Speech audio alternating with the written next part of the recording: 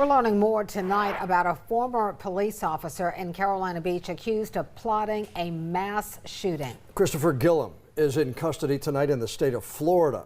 And WECT's Delaney Tarpley is following the fallout of his arrest. Now, Delaney, authorities say he had targeted a festival in New Orleans, of all places. Yeah, that's right, John. Officials believe Christopher Gillum left his home in Chapel Hill with the goal of attacking a festival in New Orleans. Which one isn't exactly clear, but the city's famous Jazz and Heritage Festival did start earlier today. The town of Carolina Beach confirms tonight that Gillum was a police officer there for a little more than a year, from October 2019 to October 2020, when he resigned from his position. Since then, he has been a sheriff's deputy in Orange County, North Carolina. Gillum's family allegedly tipped off authorities that he planned a mass shooting in New Orleans, and license plate readers helped to eventually track him down at a hotel room in Florida. Deputies allegedly found a gun and more than 200 bullets in that hotel room.